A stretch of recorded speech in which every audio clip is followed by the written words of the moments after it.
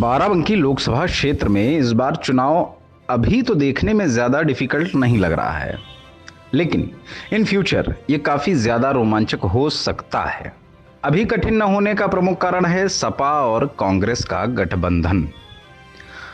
अभी तक जो तस्वीर दिख रही है, जो सिनेरियो विजुअलाइज्ड है, उसमें भारतीय जनता पार्टी यानी बीजेपी की जीत साफ तौर पर दिख रही है, एकदम क्लियर।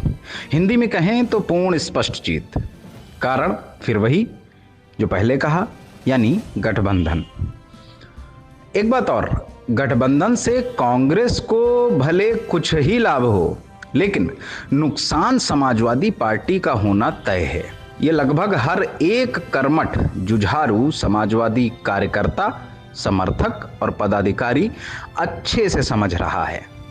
भले ही वह किसी से कहे या न कहे, लेकिन अंतर मन में यह पीड़ा जरूर है कि अगर अकेले सपा अपना प्रत्याशी बाराबंकी लोकसभा सुरक्षित सीट पर चुनाव लड़ाती तो टक्कर भी बहुत मजबूत होती, और अगर जरा भी जनता तक अपनी बातें सही ढंग से समझा और कह पाते तो जीत भी निश्चित होती।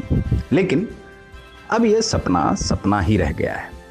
वह भी कम से कम अगले 5 साल तो रहेगा ही। हाँ, अगर कहीं और कोई घटनाक्रम होकर उपचुनाव न हुए तो।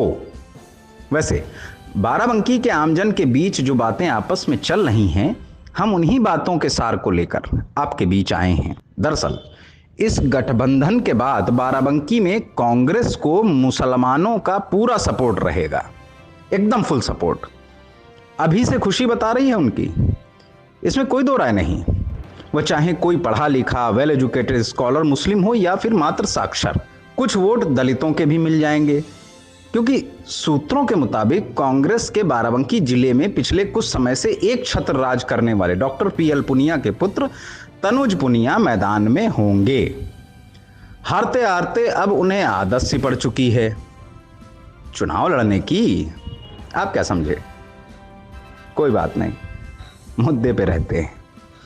लेकिन असली पीड़ा सपा के उस कैडर की है जो पूर्णतया समर्पित था, है और रहना चाहता था सपा के लिए।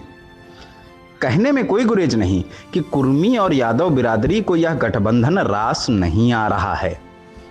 भले ही सपा मुखिया ने कांग्रेस के युवराज से अपनी गांठ बांध ली हो, लेकिन व्यक्तिगत सोच को किसी पूरी बिरादरी पर थोपना कहां न्याय संगत है।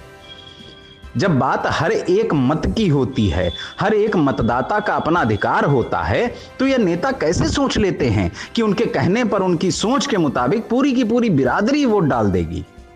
वो दौर गया जब फलाने के कहने पर फलानी बिरादरी वोट दे देती थी, बिना कुछ सोचे, बिना कुछ समझे। अब हर एक मतदाता अपनी सोच और परख के मुताबिक ही वोट करता है।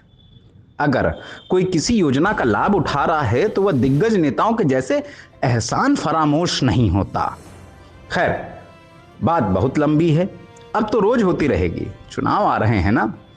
बाराबंकी लोकसभा में हो रही राजनीति के पीछे के पहलुओं को वास्तविकता के साथ लेकर हम फिर मिलते हैं। तब तक के लिए जय हिंद।